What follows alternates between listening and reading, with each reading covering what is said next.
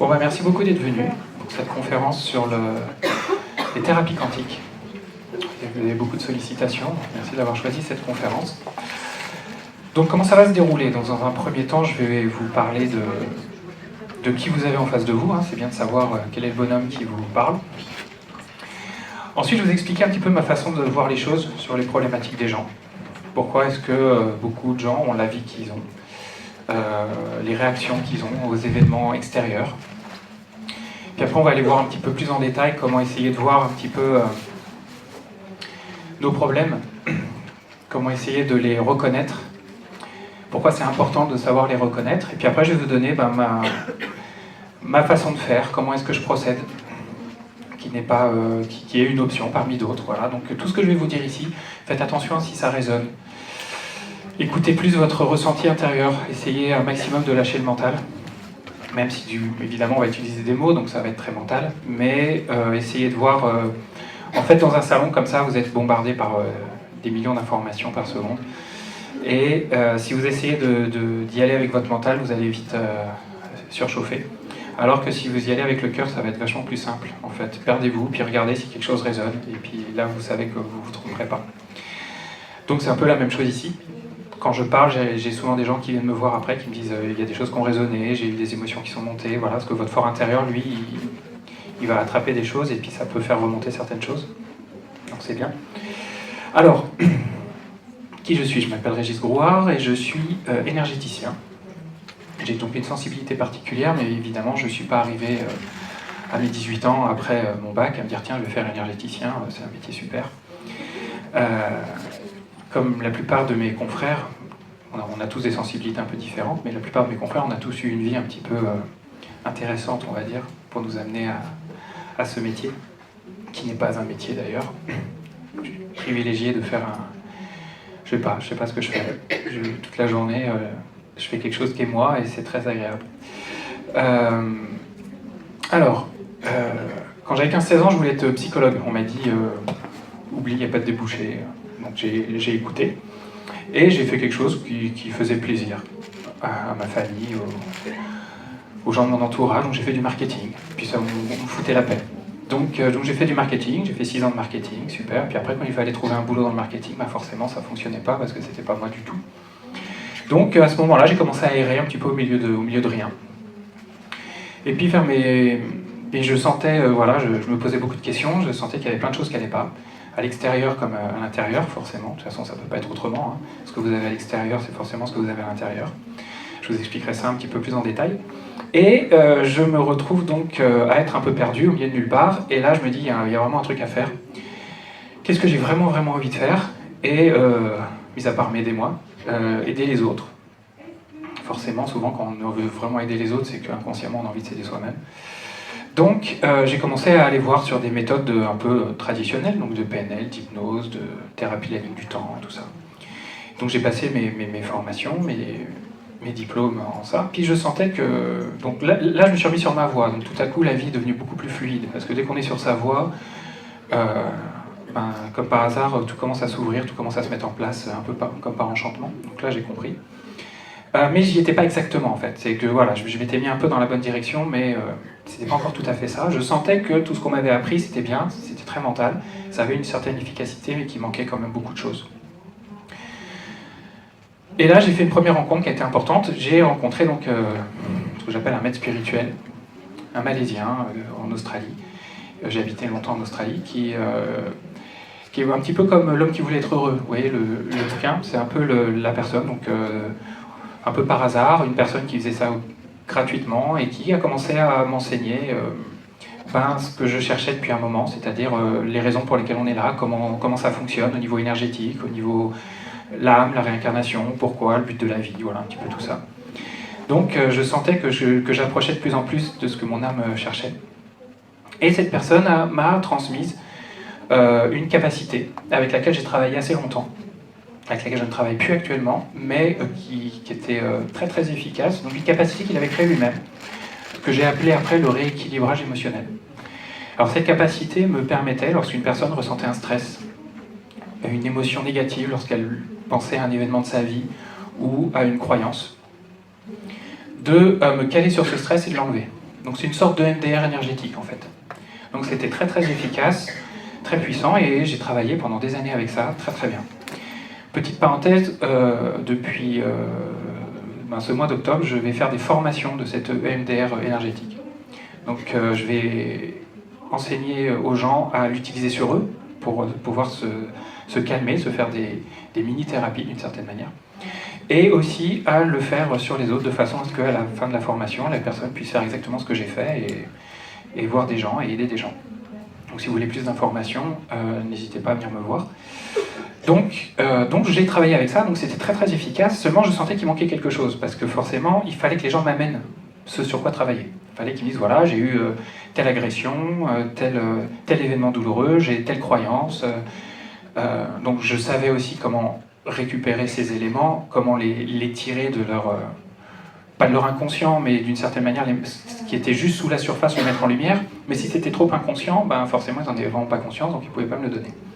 Et je voyais que ça avait une efficacité, mais qu'un être humain, c'était quand même beaucoup plus que ça. Et qu'il y avait énormément de choses auxquelles je n'avais pas accès. Et puis un jour, sur un salon, c'était le salon du bien-être, je crois, je ne sais plus quelle année, en l'espace de 2 jours, j'ai 2 personnes qui viennent un peu de nulle part et qui me disent « vous êtes médium, vous ne le savez pas ». Alors comme je sais un peu comment ça fonctionne, les synchronicités, quand il y a 2 personnes qui me disent ça un peu de nulle part en 2 jours, je commence à me poser des questions. Et je me dis, tiens, on va aller voir ce qui se passe. Alors ce qu'il faut se dire, c'est qu'à l'époque, je pensais que j'avais réglé beaucoup de choses à propos de moi, pour ainsi dire quasiment tout. Je me suis rendu compte que j'avais absolument rien réglé du tout.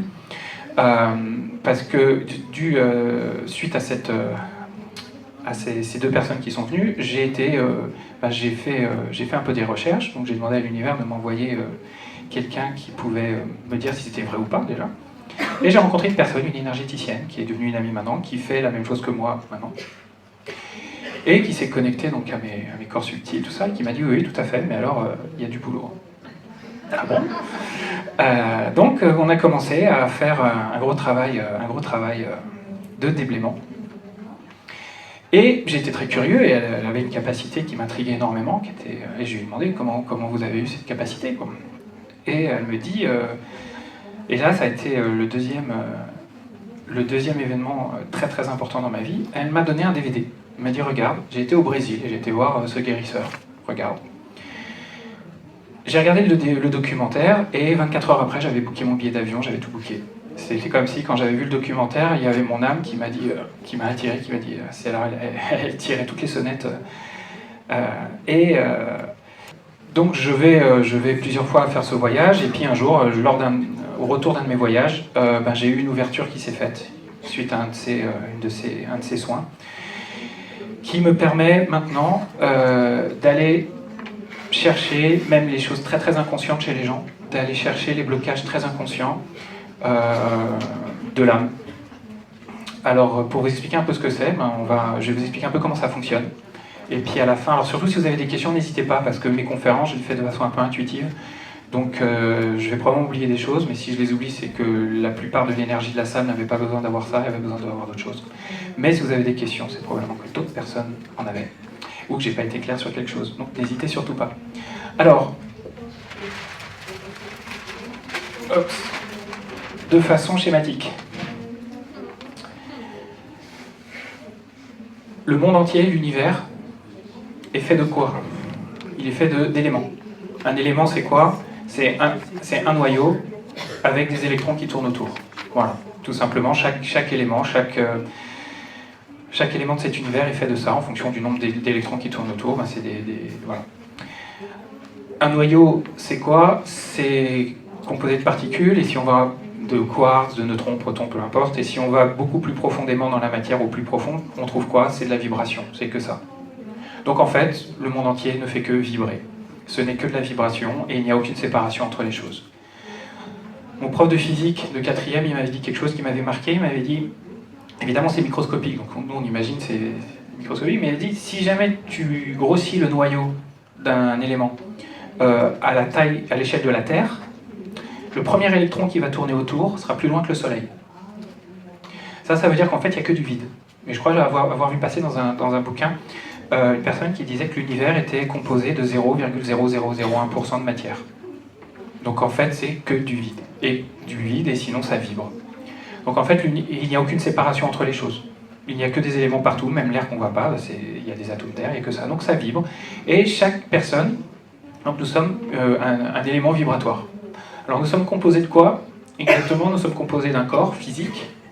Il est physique parce qu'il a une certaine densité, il a une certaine taux vibratoire. Donc on peut le voir, on peut le toucher. Avec un cœur au milieu. Le cœur, c'est l'élément le plus important de ce corps. Et il y a 6 couches autour. Principalement, il y en a même d'autres, mais il y a principalement 6 couches. Ces couches, on ne les voit pas, on appelle ça vulgairement l'aura, parce que dans ces couches, elles ont une fréquence vibratoire, un taux vibratoire qui est différent. Plus on s'éloigne du corps, plus c'est subtil. Ces couches renferment des informations, toutes les informations de notre âme. Tout ce que notre âme a vécu depuis la nuit des temps, depuis qu'elle a décidé d'être, est emmagasiné dans notre corps et nous le transportons tout le temps. La première couche, c'est le corps éthérique qui va être en rapport avec la santé physique. La deuxième couche, c'est le corps émotionnel.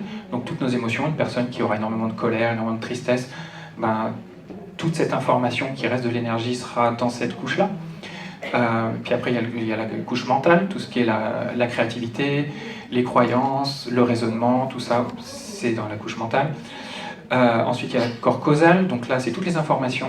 Donc là, on commence à rentrer dans le spirituel, c'est toutes les informations liées aux vies passées de notre âme, vie passée, transgénérationnelle, ancestrale. Tout ça, c'est dans le corps causal. Puis ensuite, il y a le bouddhique et atmique, qui sont des couches très spirituelles que peu de personnes activent, parce qu'il faut s'approcher de l'éveil ou s'approcher de la fin de notre cycle d'incarnation pour les activer. Voilà, donc nous sommes une grosse bulle énergétique qui vibre. Techniquement, c'est ça. Ce qui est très important, c'est que les lois physiques de la physique quantique, les énergies similaires s'attirent. Ça veut dire que vous êtes une bulle et vous vibrez à une certaine fréquence. Vous avez une certaine identité énergétique. Qu'est-ce qui fait que vous avez une certaine identité et qu'une autre personne en a une autre? C'est les éléments qui sont présents dans cette bulle. Votre histoire. Il n'y a pas deux personnes qui ont la même histoire, évidemment, qui ont les mêmes vies passées, qui ont les mêmes ancêtres, qui ont les mêmes croyances, les mêmes traumas, tout ça, les mêmes mécanismes. Tout ça, c'est présent. Et tout ça, ça fait qu'une personne est plus ou moins dense, plus ou moins lourde, vibre à une fréquence plus ou moins élevée. Et comme je vous ai dit que toutes les énergies similaires s'attirent, ça veut dire que vous ne pouvez attirer donc à vous que ce qui est vous, forcément. Donc votre monde entier, les personnes que vous côtoyez, ont forcément une résonance avec vous, obligatoirement. Ils ont forcément une connexion. Si vous avez énormément de colère, vous allez probablement attirer des gens dans votre entourage qui vous démontrent beaucoup de colère, qui en ont de façon plus ou moins consciente, qui ont des comportements... Enfin, l'énergie sera là et va se présenter de la même manière.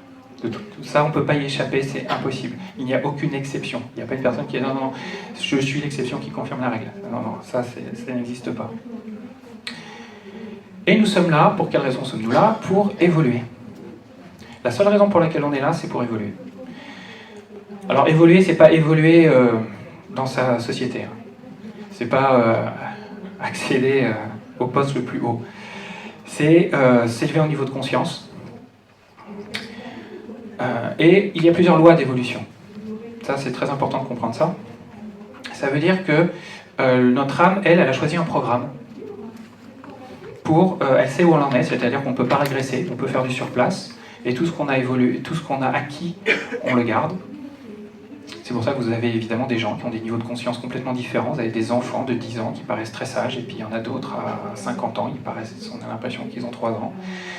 Pourquoi? Parce que leur âme a appris des choses, a eu un certain parcours. Il y a des âmes plus ou moins jeunes, plus ou moins vieilles. Donc le but, c'est de continuer le travail. Et l'âme a fait un programme, d'évolution. Donc elle a choisi sa famille, son lieu de naissance. Elle a vraiment fait son plan d'incarnation, ce qu'on appelle, c'est-à-dire les gens qu'on allait rencontrer, les épreuves qu'on allait rencontrer. Et puis évidemment, le but aussi, c'est pour évoluer, il faut nettoyer. Il faut nettoyer ce qu'on a accumulé. Il faut vivre des expériences de vie qui vont nous faire évoluer. Donc parfois juste évoluer, c'est juste vivre quelque chose pendant un certain temps. Elle sait qu'il faut qu'elle vive un mal-être pendant tant d'années. Et donc là, il n'y a rien qui pourra l'empêcher, parce qu'elle a choisi de vivre cette expérience pour évoluer. Donc à partir de là, cette personne ne cherchera pas à se faire aider ou rencontrera des personnes qui ne pourront pas l'aider, parce qu'il ne faut pas qu'elle change. Après, il y a d'autres lois d'évolution qui sont Parfois, il faut avoir réglé certaines choses avant de pouvoir en régler d'autres. Ou il faut comprendre certaines choses. Un problème ne pourra pas partir avant qu'on ait pris conscience de quelque chose. Donc on a beaucoup de clés. On a énormément de clés. Je vous expliquerai un petit peu après quelles sont comment voir un petit peu plus en détail. Donc, nous sommes là pour évoluer, nous sommes là pour... et on a de moins en moins le choix. Il y a beaucoup de gens qui essayent de passer outre. Plus l'ego est important. En fait, l'ego, c'est le mental. L'ego, lui, il veut le confort tout de suite. L'ego, il veut que tout aille vite, il veut être dans un confort total en permanence.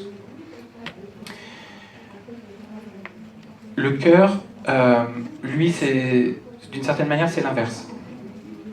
En fait, nous avons le mental, je vais faire sur moi, ça va être plus réaliste. Nous avons le mental, nous avons le ventre c'est le deuxième cerveau du corps. Nous avons le cœur, et après nous avons l'absolu. Donc en fait, notre mental, lui, il est que câblé au ventre. Donc le mental, il se croit qu'il est tout puissant, mais il ne contrôle pas grand-chose. Le ventre, il est calé au cœur, et le cœur, il est câblé à l'absolu. C'est pour ça qu'on a des intuitions. Lorsqu'on sent quelque chose, c'est toujours vrai. Parce que lui, il sait avant. Je me souviens, j'avais vu dans un documentaire, c'était très intéressant, ils disaient qu'ils avaient fait une expérience où ils avaient fait voir à des gens des images de façon aléatoire. Et ils avaient mis un électroencéphalogramme, un électrocardiogramme. Et ils voulaient voir comment le cœur et le cerveau réagissaient en fonction des images. Donc ils mettaient des images très, très dures et des images très harmonieuses. Donc ils ont vu en effet que le cœur réagissait, évidemment une image difficile, une image harmonieuse, mais ils se sont rendus compte que le cœur, c'est marrant, il réagissait avant que l'image apparaisse. C'est-à-dire qu'il mettait un petit blanc de 5 secondes, et ils remarquaient que le cœur commençait à réagir une demi-seconde avant, en fonction de l'image, donc il ne se trompait jamais. Il savait, comme c'était aléatoire, il savait qu'est-ce qui allait se passer en face, et il se disait, c'est marrant, c'est comme si le cœur était médium, était clairvoyant. Il savait déjà. Pourquoi ? Parce que le cœur, lui, il est câblé à votre âme, il est câblé à l'absolu. Donc il voit déjà avant. Il n'y a pas de temps, il n'y a pas d'espace pour le cœur. C'est pour ça que les personnes qui s'éveillent, qu'est-ce qui se passe quand une personne s'éveille ? Le cœur s'ouvre et englobe d'une certaine manière la personnalité ou toutes les blessures. Donc très souvent, il passe par une période assez difficile, qu'on appelle la nuit noire de l'âme, mais parce que tout se fait englober, toute leur part d'ombre se fait absorber par le cœur. Et une fois que ce processus est fini, il ne reste plus que le cœur, d'une certaine manière. Donc le cœur, il n'y a pas de temps, il n'y a pas d'espace. Donc ce sont des gens qui sont dans le moment présent, en permanence. Le cœur, pour petite indication, tous les organes du corps ont une identité électromagnétique, ont une force électromagnétique. Alors, tout le monde pourrait croire que le cerveau, le dieu cerveau, est le plus puissant. Le cerveau, alors je ne me souviens plus de l'unité, mais le cerveau, c'est 10, le cœur, c'est 5000. Donc le cœur, dès qu'il s'ouvre, le cœur peut s'ouvrir à l'infini. La règle de l'évolution, c'est l'ouverture du cœur. En fait, si on veut résumer en une phrase, c'est d'ouvrir son cœur. Qu'est-ce qui fait que le cœur est fermé ? Ce sont les peurs. En fait, il n'y a que deux émotions dans la vie, il y a l'amour et la peur. Si vous n'êtes pas dans l'amour, vous avez de la peur. Plus il y a des peurs, plus le cœur se ferme. Quand vous avez des gens dans une salle qui ont un cœur très très ouvert, la plus connue, je pense que tout le monde la connaît, c'est Ama. Vous rentrez dans la salle, et si vous n'êtes pas trop verrouillé et vous n'avez pas trop mis une carapace, vous commencez à sentir des émotions, il se passe des choses. Parce qu'en fait, l'irradiation du cœur, à un certain niveau, impacte tout le monde. Donc le but du jeu, c'est d'ouvrir son cœur. Et la plupart des gens, nous avons, au fur et à mesure de nos vies et de cette vie-là, à travers nos blessures, à travers nos blessures, nos expériences amoureuses, amicales, nos trahisons, tout ça, nous avons décidé de nous protéger en fermant notre cœur, en ayant peur de ne pas être aimé, ou en ayant peur d'être abandonné, ou peu importe les blessures. Et tout ça, ça ferme le cœur, et ça fait que, il n'est jamais totalement fermé, sinon vous ne pourriez pas vivre, mais on se met des murs, des protections. Le but, c'est de lâcher ça.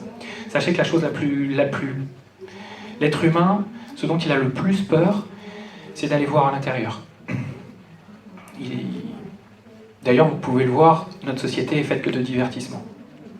Donc, pour garder les gens à l'extérieur, la télé, le ciné, la musique, les amis, il y a des gens qui ne supportent pas être seuls, il faut toujours qu'ils soient sur l'extérieur.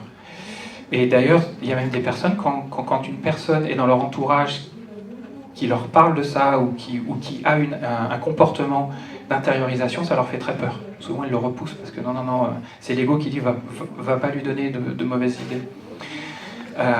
Donc l'être humain a très très peur. Le problème, c'est que on n'a plus le choix maintenant. Certains ont probablement entendu parler que le taux vibratoire de la Terre est en train d'augmenter très fortement.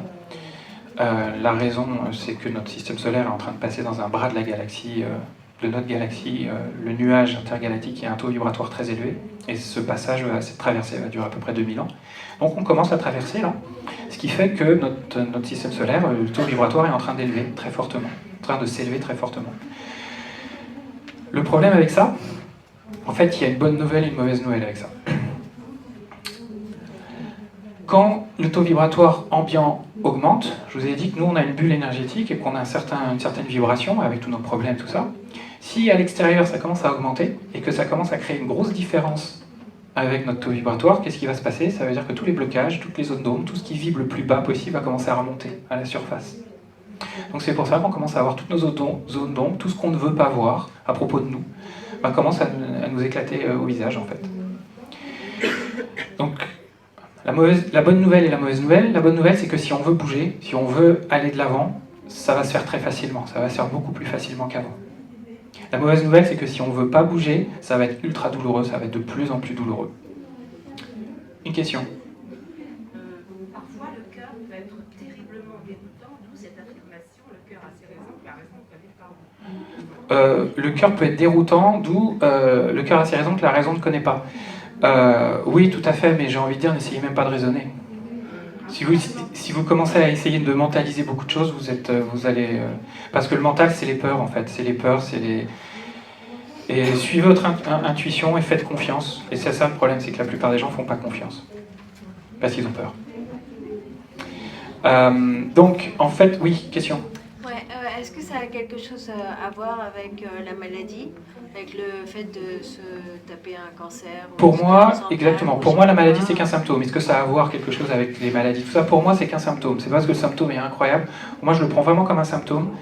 Et je me dis, de toute façon, tous les maux du corps, tout part de l'extérieur et va vers l'intérieur. Ça veut dire que tout ce qui se matérialise dans le corps a eu à un moment donné une naissance à l'extérieur quelque part. C'est pour ça que vous avez des personnes très sensibles qui peuvent aller voir, si on enlève un trauma, si s'est passé un événement très, très douloureux qui a été traumatisant, ça commence dans la couche mentale, avec une mémoire, avec quelque chose, et puis la couche après, c'est la couche émotionnelle, ça déclenche une émotion.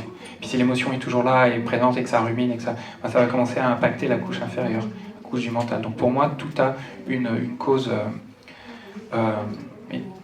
émotionnelle ou au niveau sous une forme ou une autre. Et une fois qu'on sait ça, on en fait quoi? Une fois qu'on sait ça, déjà c'est déjà énorme de le savoir, je vais expliquer pourquoi. Et puis après, il faut que la vie vous mette devant quelqu'un qui peut aller résoudre cette problématique. Si vous êtes prêt à faire, si c'est dans votre mission de vie, si votre âme n'a pas décidé d'expérimenter ça toute sa vie, voilà. Donc, maintenant, on peut régler nos problèmes de façon très très rapide, ou alors on peut en prendre plein la tête encore plus qu'avant, pour résumer. Alors, comment aller voir ce qui nous... Comme je vous ai dit, il y a quand même énormément de choses qui sont complètement inconscientes. Donc comment faire en sorte, parce que comme je l'ai dit, pour évoluer, il faut régler nos problèmes. Pour régler nos problèmes, il faut savoir ce que c'est. Vu que la plupart sont inconscients, comment on fait? Nous avons 2 millions d'informations par seconde qui nous arrivent. Alors, ne me demandez pas comment ça a été calculé, c'est un biologiste hongrois avec un nom à dormir dehors qui l'a fait. Mais a priori, tout le monde s'accorde à dire que c'est à peu près ça. 2 millions d'informations par seconde qui nous arrivent. Là, on n'en a pas encore conscience. Ça nous arrive chaque seconde. Et nous avons des filtres. Nous avons une multitude de filtres. Notre éducation, notre entourage, notre langage, notre culture, nos événements, nos croyances, nos valeurs, tout ça. Ça fait une multitude de filtres. Il n'y a pas 2 êtres humains sur Terre qui aient la même batterie de filtres. Donc ces 2 millions arrivent dans nos sens, passent par nos filtres, et il en reste à peu près 130, 134 par seconde. Donc on passe de 2 millions à 134 toutes les secondes. Qu'est-ce qui fait, Et ces 134, on en a conscience. Ça, c'est ce qu'on voit dans notre tête en permanence, c'est ce qu'on en a conscience. Qu'est-ce qui fait qu'on a choisi, parmi ces 2 millions, ces 134 plutôt que ces 134-là? La seule chose, c'est nos filtres. Ce sont nos filtres. D'accord? Ça veut dire quoi? Ça veut dire que vous ne pouvez pas voir quelque chose qui n'est pas vous. Parce que c'est passé par vos filtres à vous. Donc ces 134-là, c'est forcément quelque chose qui vous appartient. La mauvaise nouvelle, elle arrive maintenant. Si ce que vous voyez vous fait réagir, c'est encore plus vous. Ça veut dire que quand vous voyez une personne là-bas et que vous émettez un jugement sur cette personne, genre, quel gros con, et bien ce que vous voyez, ce qui vous a fait dire que c'était un gros con, je vous garantis que vous l'avez. Je vais vous donner un exemple très concret qui s'est passé il y a 2 jours. Je suis à mon stand. Une personne vient me parler. Il y avait pas mal de monde. J'espère qu'elle n'est pas dans la salle. Le son, c'est anonyme. Cette personne vient me parler. Et là, il y avait beaucoup de monde. Et là, il y a quelqu'un qui lui... qui la renverse pas, mais qui lui rentre dedans. Et là, elle s'énerve. Oh, quand même... moi, je dis, oui, bon, bah, il y a beaucoup de monde. Et là, elle me dit, c'est quand même un gros manque de savoir-vivre. Ok. Et on parle pendant 3 secondes. Et là, elle part. Sans dire au revoir, sans dire merci. Elle disparaît. Je dis merci l'effet miroir. Ça, pour moi, je l'ai mis comme du manque de savoir-vivre et elle s'est révoltée contre un manque de savoir-vivre 3 secondes avant. Donc en fait, elle a vu quelque chose l'a touchée, et en fait, elle s'est reconnue dedans. Comme je vous ai dit, ce dont on a le plus peur, c'est de voir nos parts d'ombre. Donc forcément, quand elles nous sont projetées en face de nous, parce que la vie, elle est quand même... le seul moyen qu'elle ait qu'on prenne conscience des choses dont on n'a pas conscience, c'est de nous les présenter en permanence en face de nous, à travers les autres. Donc en fait, c'est une grande mise en scène. La vie, ce n'est que ça, hein, c'est qu'une mise en scène, qui est là pour nous mettre en face de nous-mêmes en permanence. Alors, elle utilise des exemples, elle utilise des... Évidemment, le manque de respect peut prendre une multitude de formes différentes. Ça peut prendre la forme que ça a pris là, puis ça peut prendre une forme à travers quelqu'un, à travers une chose qu'on voit qui... Enfin, il y a des millions de façons d'exprimer une problématique. Donc l'idée, quand il se passe quelque chose dans votre vie qui vous a fait réagir, c'est tout de suite prendre un recul. Partez tout de suite du principe que ce n'est qu'une projection de vous-même. Donc il n'y a pas d'injustice en fait. L'injustice, pour moi, franchement, je pense que ça n'existe pas. L'injustice, c'est quoi? Ce serait la vie qui vous a mis en face de quelque chose qui ne vous appartient pas du tout. Donc en fait, là, vous dites, ah non, c'est pas à moi, c'est à lui, ça, je suis désolé, c'est injuste. Ben non, ça marche pas comme ça. Parce que c'est énergétique, parce que c'est comme ça qu'on est dessiné. Si quelque chose vous fait réagir en face, c'est forcément qu'il y a une résonance avec vous. Alors là, c'était un comportement que cette personne fait elle-même. Ça peut être quelque chose que vous vous faites à vous-même. Prenez les personnes qui sont dans des relations amoureuses abusives, c'est pas obligatoirement que cette personne abuse d'autres personnes. C'est peut-être qu'elle s'abuse elle-même. Par exemple, du manque de confiance. Quand on n'a pas confiance en soi, on se rabaisse. C'est une sorte d'abus personnel. Donc forcément, il faut toujours voir dans les 2 cas. Ou alors, et parfois, c'est juste des comportements qu'on fait, alors juste dans un domaine de notre vie, parfois. Et très souvent, on ne s'en rend pas compte du tout. Donc toujours prenez du recul. Donc dès qu'il se passe quelque chose dans votre vie, qui vous touche, posez-vous la question, pourquoi ça m'a touché?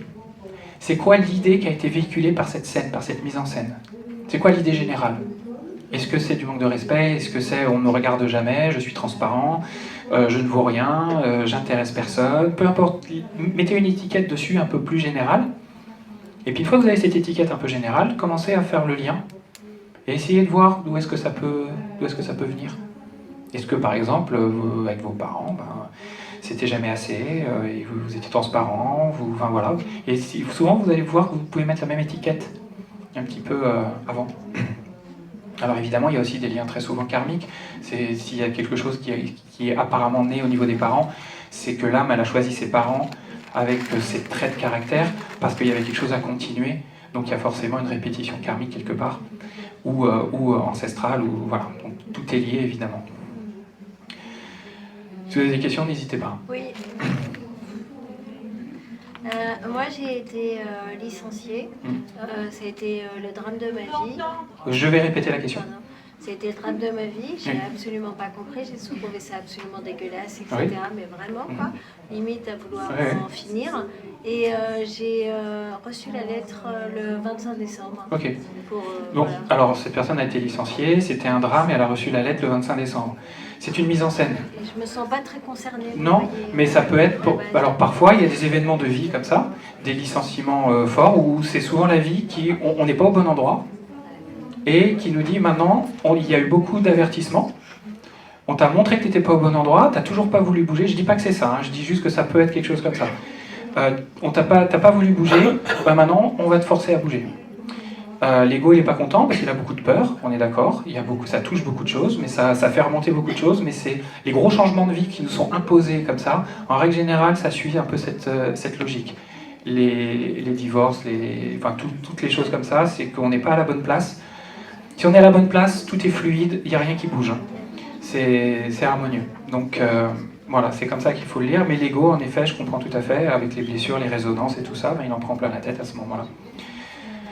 Donc, la clé, c'est d'être honnête avec soi-même, parce que vous ne pouvez pas résoudre quelque chose si vous n'en avez pas conscience. Je ne parle pas d'avoir conscience de toute la structure du problème, tout le truc. Je parle juste de se dire, voilà, j'ai un problème avec ça. Il y a énormément de gens qui... ça m'arrive d'avoir des gens qui viennent à mon stand et ils viennent discuter pendant 5 secondes et ils me disent, honnêtement, ils me disent, non, franchement, moi ça va, moi j'ai pas de problème. Mais alors, moi quand je les regarde, je vois que l'énergie, le truc, c'est... il y a un peu de boulot, quoi, je pense. Mais on en a tous, mais là, il y en a certains, il y en a un peu plus que d'autres. Et ils me disent, non, mais moi ça va, tout va bien. Je connaissais bien une personne elle avait gros problème de poids, problème d'alcoolisme, elle pouvait pas marcher plus de 200 mètres sans avoir des douleurs de dos. Et on disait comment ça va, elle disait impeccable. Moi tout va bien. Ok, ça veut dire quoi? Ça veut dire que très souvent la personne elle n'est pas prête à se voir, elle n'est pas prête à avoir accès à la problématique, il faut respecter ça. Et ça je dis ça pour les gens qui ont des proches qui vont pas bien du tout mais qui veulent pas se faire aider. C'est comme je vous ai dit, dans les lois d'évolution, parfois les gens ils doivent expérimenter leur mal un certain temps. C'est une sorte d'apprentissage, donc il faut respecter ça. C'est trop douloureux. Et ça, on le voit tous à des niveaux. C'est très rare les gens qui n'ont pas ça. Regardez quand on nous critique ou qu'on n'est pas d'accord avec nous. Regardez ce qui se passe dans notre corps. Tout à coup, on a une crispation. On essaie de se défendre tout de suite. C'est très rare les gens qui une critique restent silencieux, accueillent la critique, sans qu'il y ait un mécanisme de défense qui rentre en marche. Ça, c'est quoi? C'est notre ego, ça nous fait mal de se dire qu'une personne nous voit comme étant moins, comme étant... Parce que notre ego, qu'est-ce qu'il fait? Notre ego, lui, il croit que tout est séparé. Notre cœur, je vous ai dit, il n'y a pas de temps, il n'y a pas d'espace. Donc lui, il a parfaitement compris que tout est un. Donc dès qu'on est dans le cœur, il n'y a plus de problème. Dès qu'on a le cœur ouvert, ça, c'est bon. Mais le problème, c'est qu'on n'en est pas là, et que l'ego a pris plus ou moins de place. L'ego, lui, il a pris... C'est un peu comme si vous aviez vous êtes dans un château, et le cœur, c'est le maître du château, et il a un serviteur. Donc qui est utile, lui qui est un serviteur, qui est l'ego. Mais l'ego, un jour, il a décidé de prendre le maître du château et de le coller dans le cellier, de fermer la porte et de prendre le pouvoir du château. Donc tout à coup, le serviteur qui n'a pas vraiment connaissance de comment gérer un château, il prend les rênes, il veut prendre le pouvoir. Donc il ne faut pas tuer l'ego, il faut le remettre à sa place. Et l'ego, lui, ce sont les blessures, ce sont voilà, tout ce qui s'est passé. C'est comme un grand panneau, vous avez à l'intérieur, avec plein de boutons. Plus il y a des boutons, plus il y a des blessures. Et en fait, dès qu'il se passe quelque chose à l'extérieur, les boutons s'allument. Et il y a des gens qui passent leur vie à être un arbre de Noël. Voilà. Et on se croit libre. Mais pour moi, la vraie liberté, les gens ils se disent c'est bon, j'ai un gros compte en banque, j'ai un métier où je fais ce que je veux, je suis libre. Mais pour moi, c'est pas ça la liberté. Parce que si jamais vous avez toute la liberté matérielle de faire ce que vous voulez, voyager comme vous voulez, mais que dès qu'il se passe quelque chose dans votre quotidien, vous vous mettez en colère, vous vous mettez à pleurer, et toute la journée, c'est les montagnes russes émotionnelles, juste à cause d'événements extérieurs, mais vous n'avez aucune liberté. Vous êtes pris en otage par votre passé, vous êtes pris en otage par vos blessures. Et en plus de ça, votre vie ne sera pas harmonieuse, parce que non seulement il y a il y a des montagnes russes émotionnelles, mais en plus de ça, votre vie matérielle, votre relation aux autres, parce que les autres, ils vont avoir un comportement qui vont, par effet miroir, vous mettre en face de vos blessures, donc vous allez avoir des relations difficiles, il n'y a aucune liberté. La vraie liberté pour moi, c'est la liberté intérieure, où il y a une paix intérieure en permanence, parce que dès qu'il n'y a plus de boutons, et c'est pas un puissant fond, je vais y venir parce que ça c'est quelque chose que j'ai très souvent, dès qu'il n'y a plus de boutons, ben, qu'est-ce qui se passe? Vous n'êtes pas un légume. J'ai des gens qui me disent oh là là, dès qu'il n'y a plus ça, c'est pas être un être humain. C'est presque, les gens ils disent c'est pas normal. Ben non, c'est que c'est pas parce qu'on est tous sur un mode de fonctionnement à des degrés différents que c'est normal. J'ai envie de dire, ce qui est normal, c'est le maître spirituel qui a tout résolu, qui est là pour aider les autres, et qui est dans... Bah, lui, il est humain aussi. Hein. Donc, mais lui, il est plus normal que les autres, pour moi. Il est un peu plus avancé dans le chemin, c'est tout. Mais faut pas se dire c'est anormal. Parce qu'à partir du moment où on dit c'est normal d'être dans les montagnes russes émotionnelles, ben, on abandonne d'une certaine manière. Donc, et c'est pas un puissant fond. Pourquoi ça paraît un puissant fond? Imaginez que vous êtes sur une grande plage. Le sable, ce sont... les grains de sable, ce sont tous les problèmes que vous avez à régler, toutes les blessures, toutes les choses comme ça depuis la nuit des temps. Donc vous connaissez pas l'étendue de la plage, vous avez une lampe, donc vous savez à peu près où est-ce que c'est juste devant vous. Et on vous dit, le but c'est d'évoluer, vide la plage. Très très bien. Qu'est-ce qui va faire que ça paraît un puissant fond? Ça va être l'outil qu'on va vous donner pour vider la plage. Si on vous donne une cuillère, bah là forcément ça va être un puissant fond. Mais si on vous donne un bulldozer, ça va aller vachement plus vite. Bah, l'idée c'est déjà d'avoir conscience qu'il faut allumer la lampe pour voir ce qu'il y a autour de vous, et puis avoir le bon outil. Moi je crois beaucoup à la phrase quand l'élève est prêt, le maître apparaît. Il y a des gens qui doivent garder leurs problèmes, comme je vous ai dit, ben, ils vont forcément, leur âme ne va jamais leur faire rencontrer un outil qui va être utile. Et puis parfois, il y a un outil, ou il y a quelques outils qui sont utiles. Donc, l'idée, c'est de persévérer dans cette quête d'évolution, qui peut être très frustrante et un énorme challenge. Pour moi, c'est le plus grand challenge de l'être humain. C'est de se mettre en face de soi-même et d'aller régler les problèmes. Donc ça demande beaucoup, beaucoup de courage. C'est surtout de la persévérance et... et voilà. Alors, on m'a dit qu'il restait que 10 minutes, je vais quand même parler un tout petit peu de ce que je fais. Donc voilà, vous avez un peu l'idée générale. L'idée, c'est d'être honnête avec soi-même. Donc, des personnes qui viennent me voir en séance, l'idéal, c'est plus vous allez pouvoir me dire, sans les détails, mais voilà, aidez-moi sur ça, ça, ça et ça et ça, ça veut dire que c'est prêt d'une certaine manière. Ça veut dire que je vais pouvoir y avoir accès dans vos corps subtils, dans votre aura. Donc comment je travaille? Cette sensibilité suite à mon voyage au Brésil.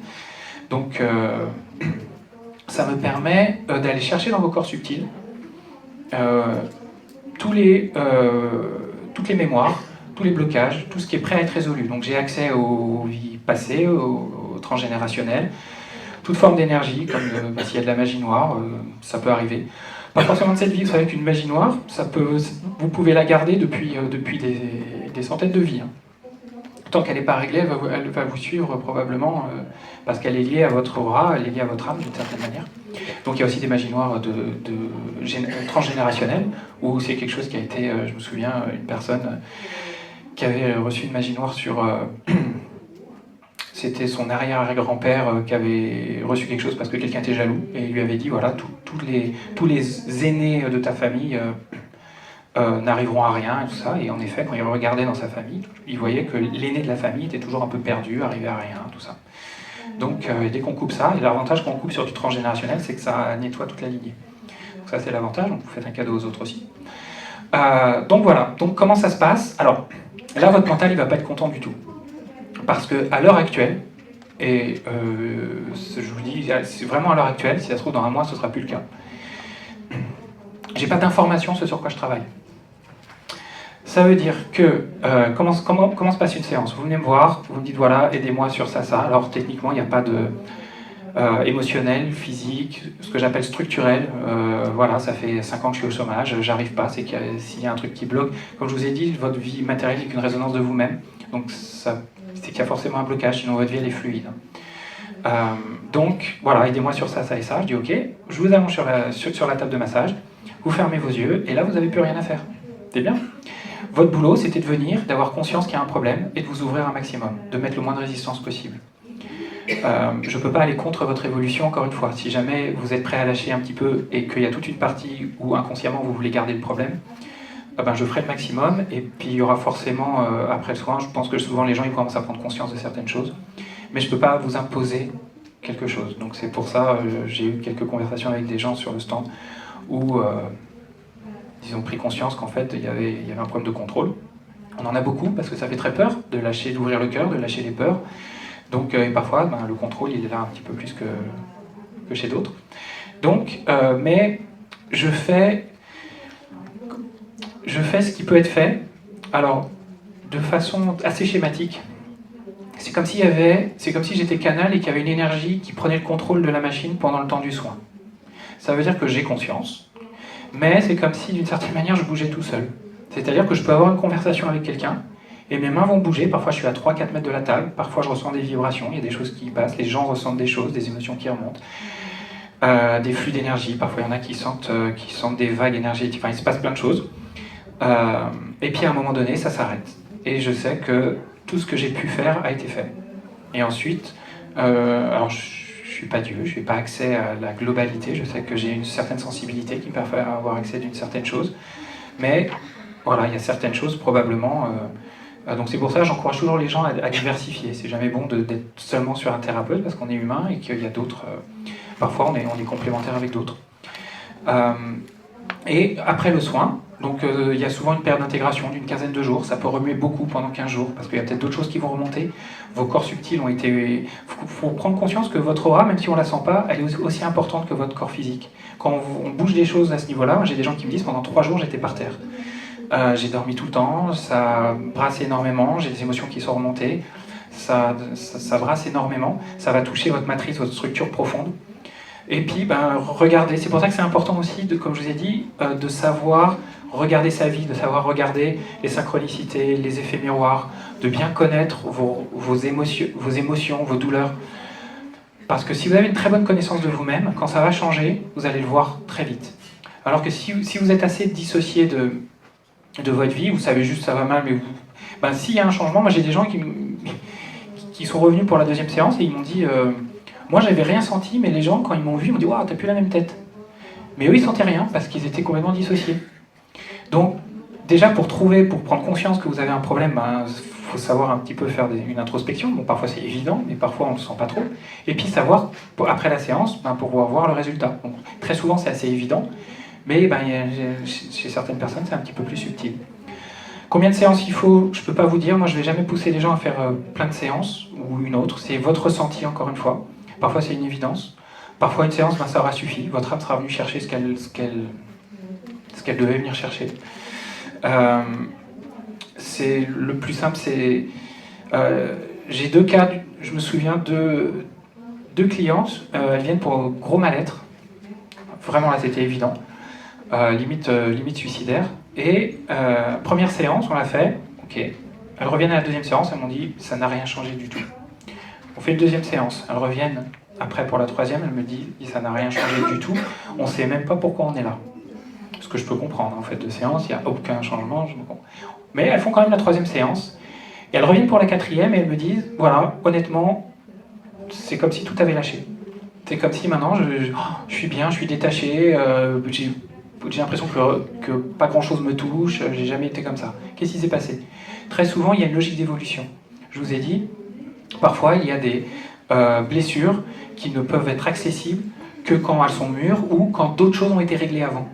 Donc peut-être qu'on a commencé à régler des choses et qu'il fallait qu'il y ait une certaine intégration qui se fasse avant de pouvoir avoir accès à la vraie racine de leur mal conscient. Bon, il y a quand même un travail qui s'est fait, des choses peut-être moins conscientes, mais souvent, c'est le cas. J'ai remarqué que si jamais vous avez aucun changement et que vous voyez aucun changement conscient après la troisième séance, c'est probablement que je ne suis pas adapté à vous. Alors si mes mains bougent et si je bouge, c'est qu'il se passe forcément quelque chose. Maintenant, la réparation, elle se fait peut-être à un niveau dont vous n'avez pas conscience. Mais vous allez me dire, ça me fait une belle jambe, moi j'ai mon mal-être et j'ai envie d'aller mieux. Ce que je comprends tout à fait. Par expérience, en général, au bout de 2 ou 3 séances, on sent une grosse différence. Maintenant, c'est de l'humain. Mais si vous venez, si la vie vous amène à moi, c'est qu'il y a forcément un truc à faire. Si vous êtes sur ma table, c'est jamais par hasard. Ça, votre âme, elle le sait mieux que votre ego. Mais bon, en général, les gens, ils le sentent quand même. Il y a des choses assez fortes. Parfois, je me dis, tiens, j'aimerais bien, pour les sceptiques, j'aimerais bien avoir filmé cette séance, parce que là, qu'on voit les bons que fait la personne sur la table alors que je suis à 3 mètres, je me dis, ça pourrait... voilà. Donc, il se passe des choses assez intéressantes. Je fais aussi des soins à distance. Ça marche exactement de la même manière, parce qu'en médecine quantique, les corps quantiques, il n'y a pas de temps, il n'y a pas d'espace. Alors, je sais que le mental a souvent du mal à comprendre ça. Quoique, les gens qui me disent j'y crois pas, mais je leur dis très bien, donc je vais donner ta photo à un marabout africain qui va te faire des trucs dessus, mais il est en Afrique, t'inquiète pas. Et là, comme par hasard, il me donne pas la photo. Donc je dis ah bon, mais je crois qu'à distance ça pouvait pas fonctionner. Non, mais c'est bon là, voilà. Donc distance, ça marche parfaitement, exactement pareil. Comment ça se passe? On fait ça par haut-parleur, donc WhatsApp si vous êtes à l'étranger ou téléphone normal. Vous mettez un haut-parleur, vous vous allongez, vous faites vos demandes, pareil, et puis vous me laissez faire. Si vous avez besoin de me parler, on est en contact. Et la séance se fait exactement de la même manière. Donc ça marche pareil. J'agis sur tous les êtres vivants, donc il n'y a pas d'âge. J'ai aidé des enfants de 1 an, 2 ans, jusqu'à des personnes de plus de 90 ans. Donc s'il y a une volonté d'être aidé, alors ça aussi c'est important pour les gens qui disent « Ah, mon fils en aurait besoin ». Très bien, est-ce qu'il a envie? Non, il n'a pas envie, mais malheureusement ça fait partie, voilà, comme je vous ai dit tout à l'heure. Si la personne n'est pas prête, il n'y a rien que je puisse faire. Si une personne vient de force et se met sur ma table, si elle n'est pas prête à lâcher plein de trucs, la séance elle va durer 10 minutes. Alors le temps que ça dure une séance, je ne peux pas vous dire. C'est en fonction, parfois j'ai eu des séances d'1h20, 1h30. C'est quand mes mains s'arrêtent. C'est que le corps a donné tout ce qu'il est prêt à donner à ce moment-là. Et puis parfois ça dure 35 minutes. Donc c'est pas parce que ça dure moins longtemps que c'était moins efficace, ça n'a absolument rien à voir. Avec moi, il faut lâcher le mental, beaucoup. C'est pour ça que j'aime bien que les gens soient au contact de leur ressenti, parce qu'au moins, quand ils ont énormément de sensations sur la table, leur mental il peut s'accrocher à quelque chose. Et puis surtout, prenez le pouvoir de votre vie. C'est vrai que c'est agréable quand quelqu'un nous dit voilà, j'ai travaillé sur ça, il va se passer ça, tout ça, c'est très bien. Mais rien ne vous dit que la personne est juste. Parce qu'évidemment, une personne, sauf si elle est éveillée, que sa personnalité, son ego s'est bien mis à sa place, sinon tout ce qu'elle va recevoir va être teinté de sa personnalité. Alors il y a des gens qui sont quand même très justes avec ça, mais c'est rare que ce soit à 100%. Donc méfiez-vous avec ça. Donc c'est pour ça que j'aime bien que les gens vérifient par eux-mêmes. Moi, c'est votre réalité qui compte, hein, c'est votre vie matérielle. C'est voilà, est-ce que ça a changé, ce que j'ai eu dans mon corps, dans ma vie, et c'est ça qui va nous dire vraiment où on en est. Voilà, j'ai un site internet qui s'appelle l'arbreintérieur.fr, j'ai des prospectus qui sont là si vous voulez les prendre. J'ai un stand qui est le L15 si vous voulez discuter un petit peu. Pour les formations, il y a des formations, comme je vous ai dit, en rééquilibrage émotionnel ou l'EMDR énergétique pour simplifier les choses. Donc il y en a en octobre, en novembre, si ça vous intéresse. J'emmène des gens au Brésil 3 fois par an, si ça vous intéresse d'aller prendre l'autoroute de l'évolution. Je serais ravi de vous accompagner. Et est-ce que j'oublie toujours un truc, mais là j'ai pas l'impression, mais forcément. Et je suis à Boulogne-Billancourt, et mon site c'est l'arbreintérieur.fr, je crois que j'ai rien oublié. Et si, j'ai oublié un truc? Ah, combien ça coûte? Ouais.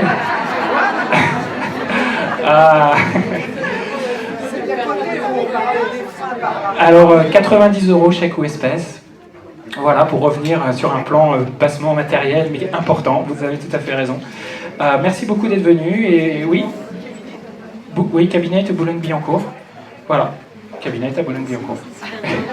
Merci, à bientôt, au revoir.